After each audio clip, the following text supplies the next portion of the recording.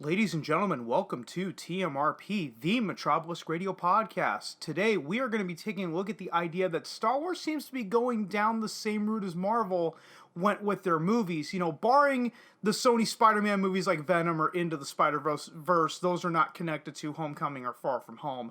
And ever since The Mandalorian Season 2 came to an end, I've been sitting around pondering what the future of Star Wars is. And if you notice, The Mandalorian Season 3 isn't coming out first. It's that new Book of Boba Fett series. And I went over the Disney Investor Day announcements and realized that Disney wants Star Wars to be the next MCU. The only difference is instead of being a big screen shared universe, it's going to happen on the smaller screen. And here's the real question, the real meat and potatoes of this. Is this the right step forward, or is this just yet another step backwards?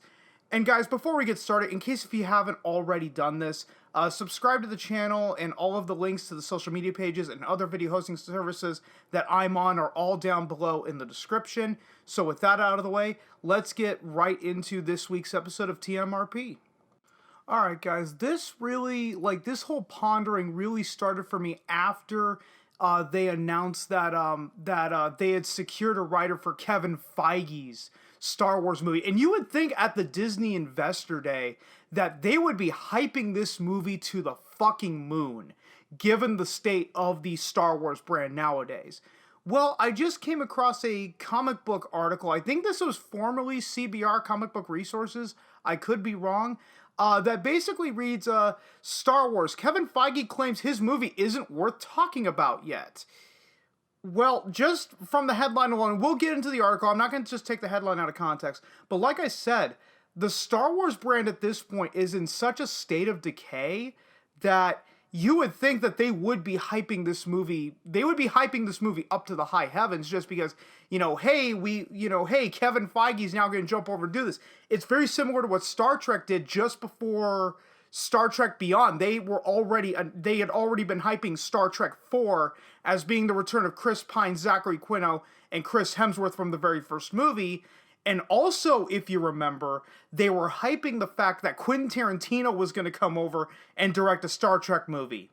So far, neither one of those movies has come out of pre-production, and I think Star Trek 4 is pretty much all but dead because if you guys remember, Chris Pine basically walked away from the negotiating table altogether. But anyway, getting back to this article before I tangent on for far too long, is Kevin Feige claims his movie isn't worth talking about yet. Star Wars fans have been wondering since 2019 when Marvel Studios president Kevin Feige had planned for his announced film for the galaxy far, far away, with the filmmaker recently implying that we shouldn't expect substantial updates on the project for the foreseeable future, and that the current status isn't really worth talking about. Fans will surely be disappointed about how early in the process the film is, but with Feige still working on crafting the future of the Marvel Cinematic Universe, it would seem as though he hasn't been able to commit much time to his Star Wars film at this point. He did, however, clarify how much he loves thinking about the franchises, even just as a fan. Big whoop-de-fucking-do. It's all stuff I love, and everything regarding Star Wars is not anywhere near talking about, Feige confirmed to Screen Rant.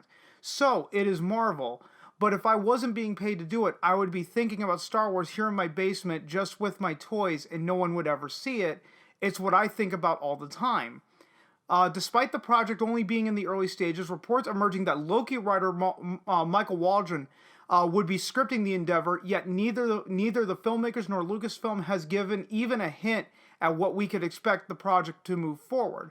Feige isn't the only Marvel transplant who's diving into the Star Wars franchise, as Thor Ragnarok director Taika Waititi, I did forget about him, is also confirmed to be co-writing and directing a film. I did forget about the Taika Waititi Star Wars movie.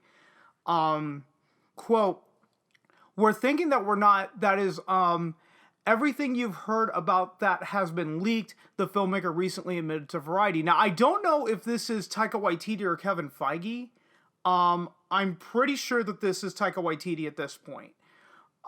It's not stuff that, hold on, there's a hyperlink here. I'm gonna make sure. No, it is Feige.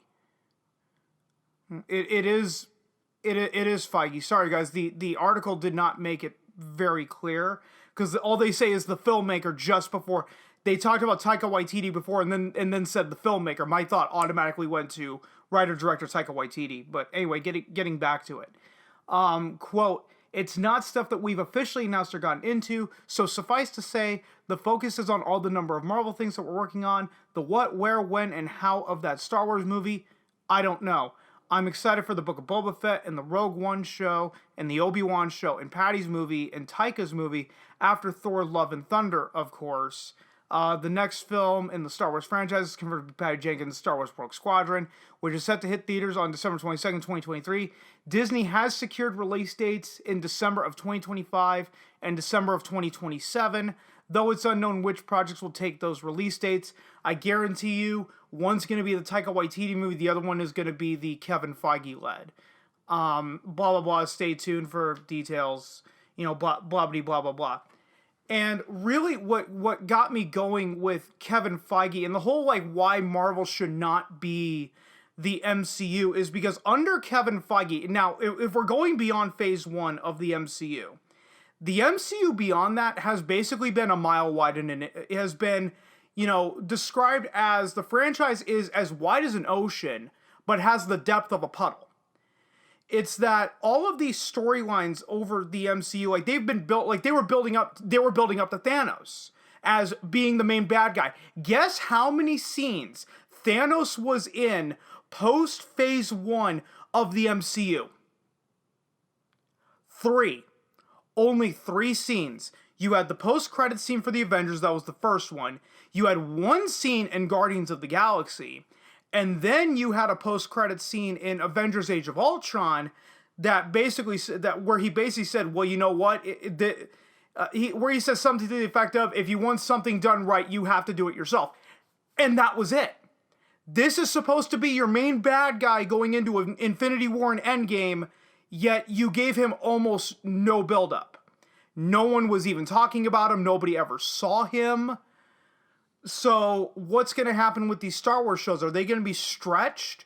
Are all these stories going to be stretched intentionally over all of these shows? And really for what? What are they really planning to at this point? And this brings us to the Variety article. Now this article is over a month old, I'm not going to lie. Where it basically, the headline reads, how Disney and Lucasfilm are remaking Star Wars in the image of Marvel Studios. And as soon as I read that headline, that's when red flags were going off. Now, I did not cover this when the article initially came out. This came out on December 19th, 2020. I think this was a day after Mando Season 2 ended on Disney+. The reason I didn't talk about this at the time is because some things are much more clear in hindsight than they are in the moment. And I feel like this is one of those things that's more clear in hindsight. But anyway, this is going to be a long article, so strap yourselves in. So starting with this article, how Disney and Lucasfilm are remaking Star Wars in the image of Marvel Studios. By the way, guys, if you want to read these articles for yourself, I will link them in the description on down below on the BitChute channel and Odyssey channel. I'm not going to run the risk on YouTube, even though one of them I am linking to the trades. It doesn't matter, since they basically change the rules every 5 fucking seconds. So, whatever, I'm not going to give them a leg to stand on. So, going on to the article. The day Disney acquired Lucasfilm in 2012, the company wasted no time making clear what it was buying for $4.05 billion, announcing 3 new Star Wars movies were already in the works. In a shareholder call the day the deal was announced, then CEO Bob Iger laid out the company's ambitions. Quote, our long-term plan is to release a new Star Wars feature film every 2 to 3 years. End quote. That's a pretty realistic goal. That's what Lucas was doing. He was releasing movies every 3 years, but once the trilogy was done, it was done. Now if he was going, we're going to release a Star Wars movie every 2 to 3 years no matter what, well, now it's going to start to get a little hairy. Anyway, back to this. 8 years later, it's fair to say that Disney's ambitions for the Star Wars franchise are a fair shade greater, with at least 10 different series in the works for Disney+. And believe me, guys, I will tie this all together by the end. Most were announced last week during the company's Epic Investors Day presentation, which I actually covered already on TMRP. I will also link to that in the description on BitChute and Odyssey. And if I remember on YouTube, I will put a card that should appear right about here. It might appear just prior because I'm a lazy motherfucker. Anyway, the latest about fan favorite character Boba Fett was announced at the end of the post-credits teaser for the season 2 finale of the first live-action Star Wars TV series, The Mandalorian. Yes, and like I said, the book of Boba Fett is actually coming before season 3 of The Mandalorian. If that sounds familiar, it's because it's a franchise-building tactic that's been used for over a decade to astronomically lucrative effect by Lucasfilm's corporate sibling, Marvel Studios. Yes, and other studios have attempted this. Warner Brothers has attempted this with their DC movies. Sony attempted it with, I think, Ghostbusters 2016 was going to be the cinematic universe starter. Universal attempted this with their Dark Universe with The Mummy, and what's the one thing in common between all three of them? All three of those plans failed fucking drastically. And they even say here, it's also Lucasfilm's second attempt to copy it. Yes, they attempted to do it with the sequel trilogy. They wanted to have a multimedia shared universe, and I'm sorry, but it fell apart. At the time Disney bought Lucasfilm, the company was feeling flusher than it had in years thanks to Marvel Studios, the iconic pop culture brand Disney acquired in 2009. In May 2012, the Avengers debuted to record-shattering success. I actually went to see Avengers opening day, and yeah, the first movie was pretty good, but that's kind of when I fell out of the MCU. And in doing so, redefined the franchise filmmaking into a series of creatively interwoven movies unspooled at what became an unprecedented pace, with 2 or 3 Marvel Studios projects opening each year. By comparison, Iger's initial forecast of a new Star Wars feature every 2 or 3 years was as slow as a dewback lumbering across the sands of Tatooine. Oh, see, guys, we're nerds just like you! Does Star Wars need to be a cinematic universe? No, it really doesn't. So the company quickly pivoted, pushing Lucasfilm to release a new Star Wars movie every year with a series of one-off features set in the larger Star Wars world in between the ongoing Skywalker saga films, which that was a good idea. Was to, not only do the sequel trilogy, but do a bunch of one-offs, and I think they actually get into this here real quick. Let me make sure.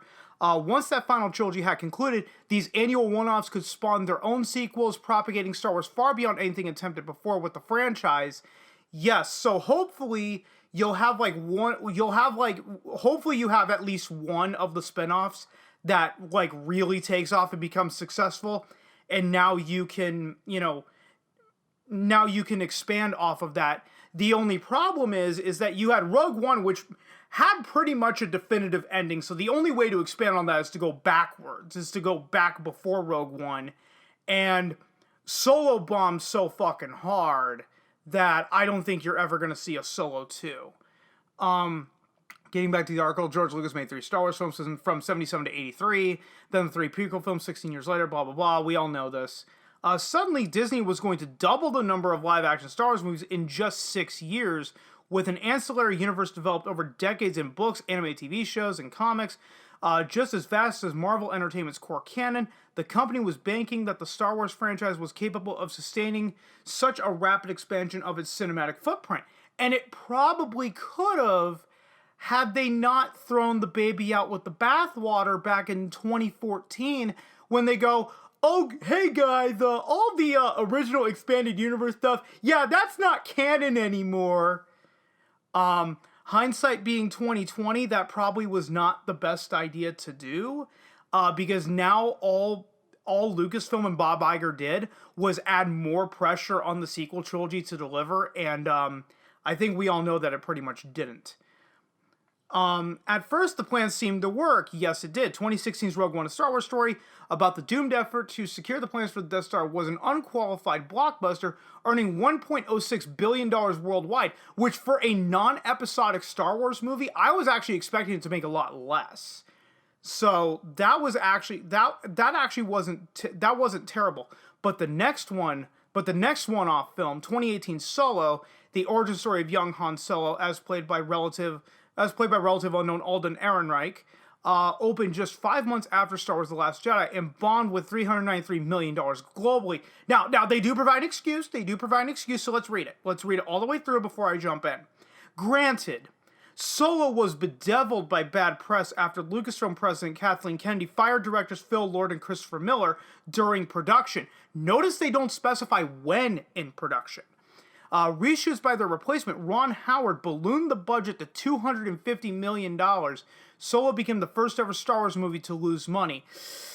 Okay, one thing that they are not specifying, when Phil Lord and Christopher Miller were fired. Phil Lord and Christopher Miller were fired with only 2 weeks left in principal photography. Now, for those that don't know, principal photography is when you initially shoot the movie. So, the vast majority of Phil Lord and Chris Miller's movie was already done. Then Kathy Kennedy fired him and replaced him with Ron Howard, and Ron Howard reportedly reshot like 80 to 90% of the movie, all himself. So let's be fair to this, that the bad press of Phil Lord and Chris Miller being fired. Personally, I was out on Solo at the time. And then a little movie called The Last Jedi hit and pissed so many people off that they decided to voice their displeasure by just saying, you know what, I'm not going to go see Solo in theaters, fuck you. And what do you know, it actually worked. And basically all Disney did was basically get one movie for the price of two, and this was one of those movies that had to make $1 billion just to break even. And there was, even if Solo had this, even if Solo turned out to be an amazing movie and The Last Jedi didn't piss off nearly as many people, how many people were completely turned off by Phil Lord and Christopher Miller by the firing of Phil Lord and Christopher Miller? And if you're one of those people, please do let me know, because I'll tell you straight up, and I've already said this, I was one of those people. So back to the article. But even if Solo had enjoyed a smooth shot with more reasonable budget, the underlying problems were, in hindsight, manifest from the start. Unlike the Marvel Studios movies, Solo didn't really add to an ongoing larger story or illuminate to a heretofore unknown quadrant of the Star Wars creative galaxy. It kind of did, though. It really kind of did. They introduced Kira. They were going to introduce the Crimson Dawn. That's why Darth Maul was in the end. So really, they could have set up the Crimson Dawn in the Han Solo trilogy and then done other things with them. But like I said, Solo bombed so hard that they're probably not going to at this point. But getting back to the article, it answered questions from how Han Solo met Chewbacca to how he got his last name. I would argue that the former was actually interesting. It was always, how did Han Solo meet Chewbacca? But how he got his last name, who fucking cares? And they even go on to say that audiences weren't exactly clamoring to know in the first place. Now what I can see is, okay, we need to get Han Solo and Chewbacca to meet. Okay, because that could be rather interesting. You could have that be an entire movie. Basically be an odd couple between Han Solo and Chewbacca.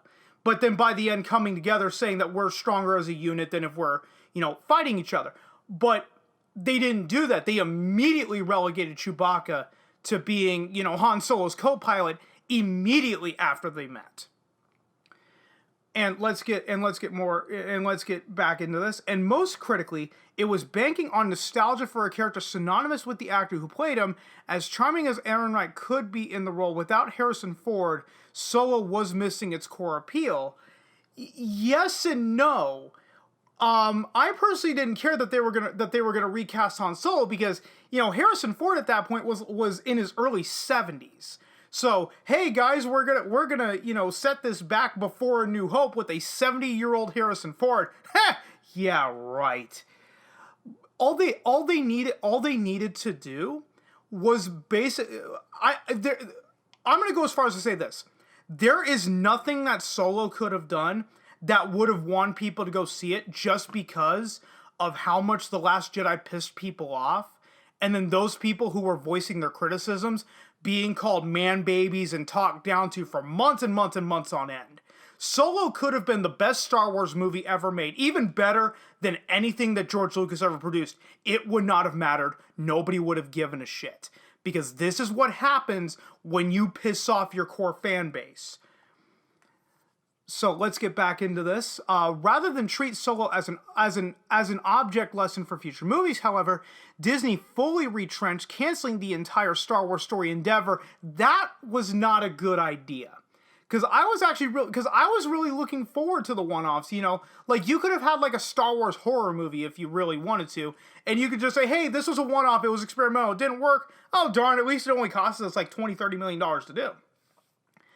Including movies about Boba Fett and Obi-Wan Kenobi before it had really even taken off. Yeah, it wasn't a good idea to basically just shit-can the entire banner.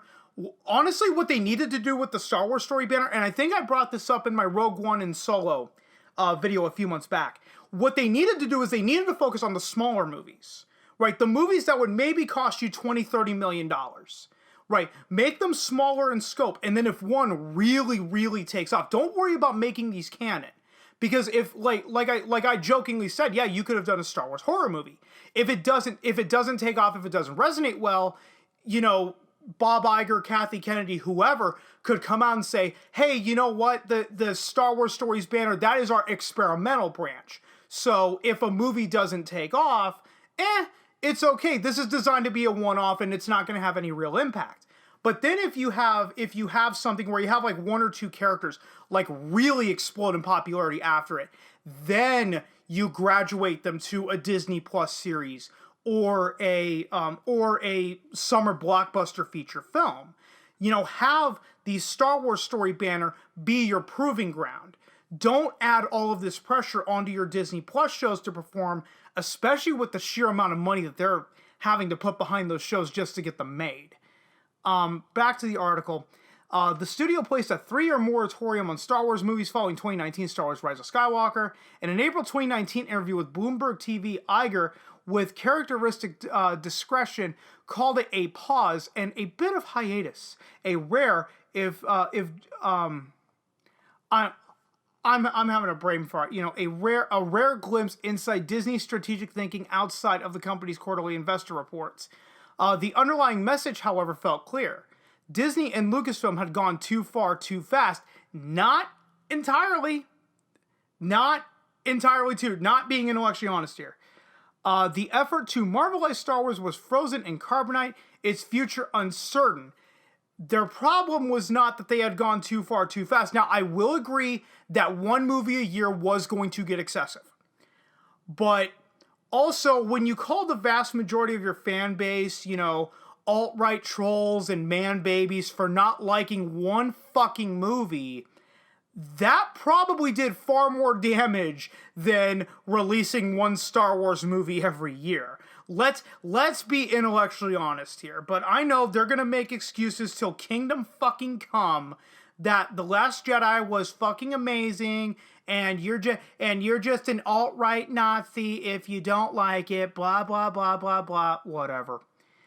Back to the article. It turns out Disney just needed a taciturn warrior and his inexpressibly cute baby companion. Oh my god, Baby Yoda!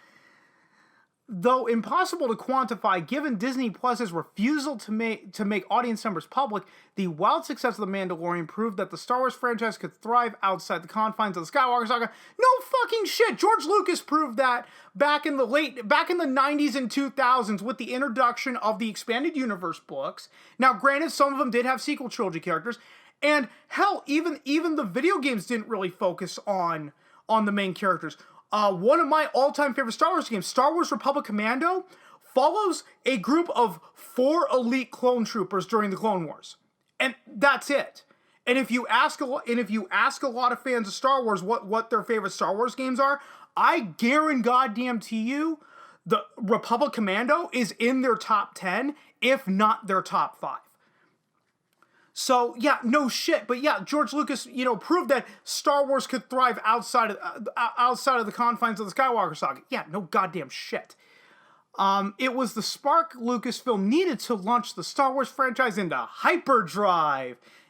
You mean hyperspace, right? And if we're going one even further, what they really should have done to really make people's heads spin, and they missed a perfect opportunity for this, is to basically end the sentence with, "It was the spark Lucasfilm needed to launch the Star Wars franchise into ludicrous speed." And if you know what that's from, please let me know down in the comments if you actually know what that's a reference to. Many of the new Star Wars series for Disney Plus announced over the past week. Again, guys, this article's over a month old. Center around familiar characters. The Boba Fett and Obi-Wan spin-off movies have been reborn as streaming series. Diego Luna is headlining a Rogue One prequel series called Andor, which that's been talked about for the last 2 or 3 years. That was nothing new. Justin Simeon, Dear White People, is developing. I think he was the writer-director behind that Netflix series.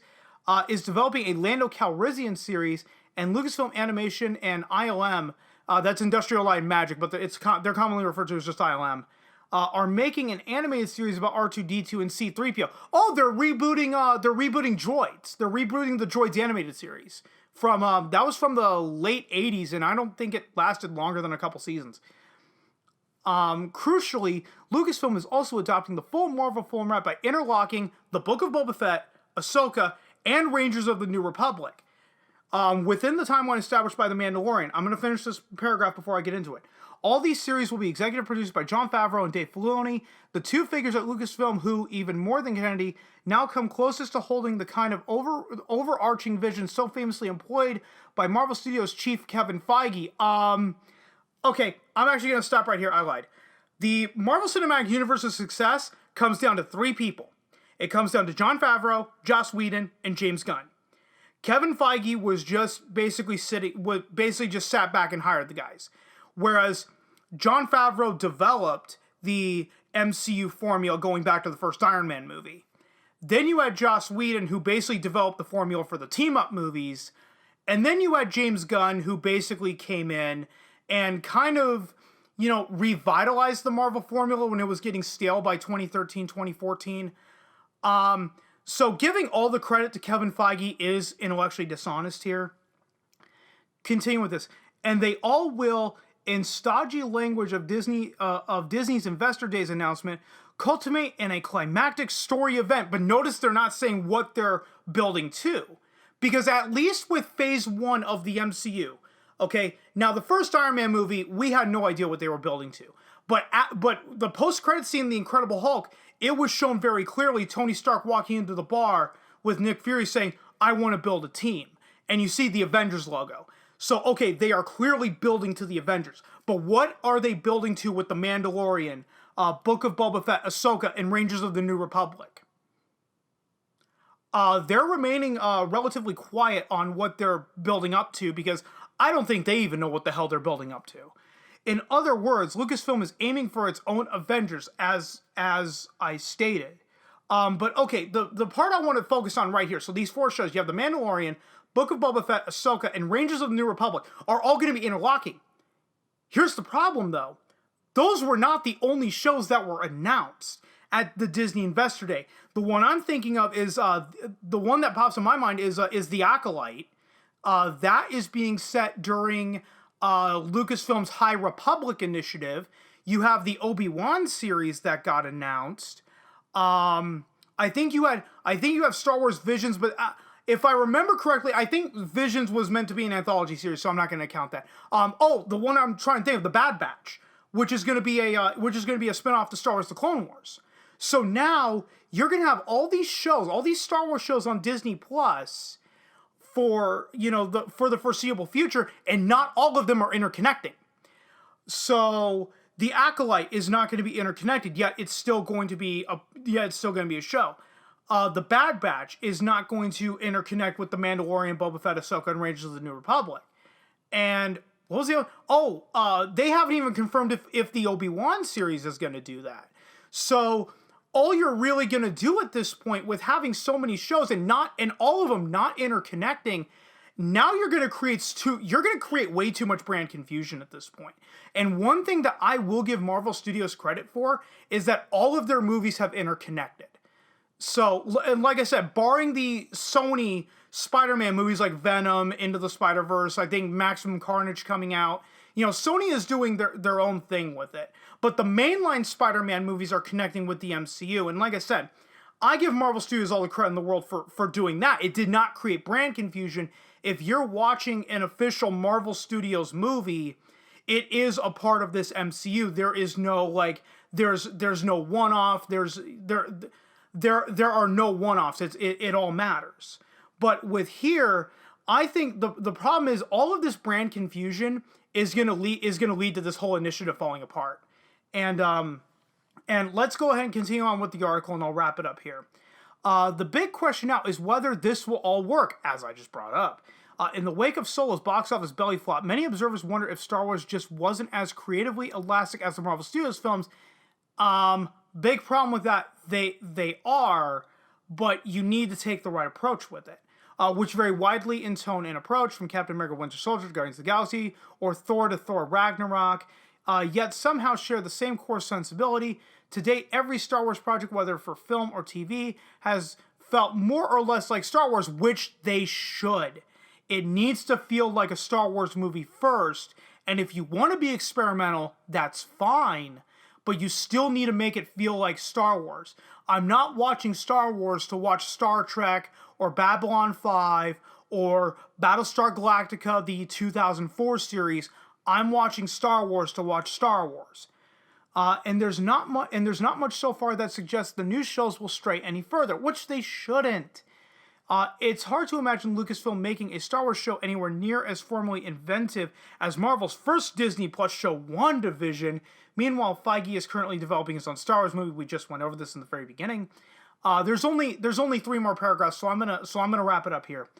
In an interview with Variety in October about The Mandalorian star Pedro Pascal, Favreau, who directed the first 2 Iron Man movies, made clear he understands the challenges innate in trying to broaden the scope of Star Wars. Quote, "I learned a lot from my experience over at Marvel, where it was very organic how it would evolve," Favreau said. Quote, "You're paying attention to a larger story arcs and characters that could come together, but also smaller stories of individual characters that could go off on their own thing. The key here is keep maintaining the quality and never scaling to the point that we're losing sight of what's important to us and what people like about the show," end quote.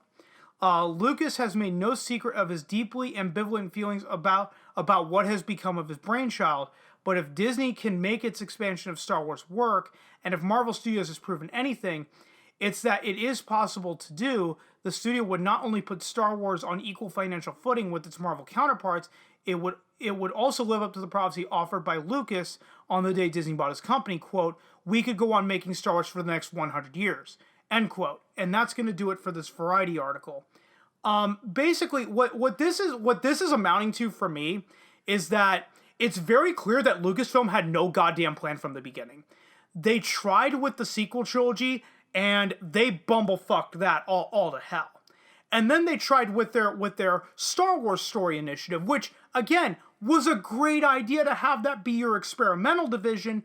All you needed to do was constrain the budget, and they threw the baby out with the bathwater the second that Solo failed. And now, because you have one success in The Mandalorian, now you're going to throw all your eggs into the Disney Plus basket, into the television show basket, and remember, not all of the Disney Plus shows are going to interconnect. Meaning, now you're going to create even further, not just create even further brand confusion, let me expand on that. You're also going to create a system where it's going to be harder and harder for the casual audience to maintain, wait a minute, what shows are connected in this Mandalorian verse and what shows aren't. Oh, fuck this. I'm gonna go watch something else. And honestly, what Star Wars needed to do, and I swear, guys, I'm gonna wrap it up here. What they needed to do with The Mandalorian, they needed to take the Star Trek approach.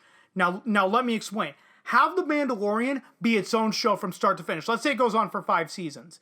And then you can still have your spin-offs to The Mandalorian, but make the spin-off in a way that you don't have to watch The Mandalorian to understand the show. Like, I don't need to watch the original Star Trek series to watch The Next Generation.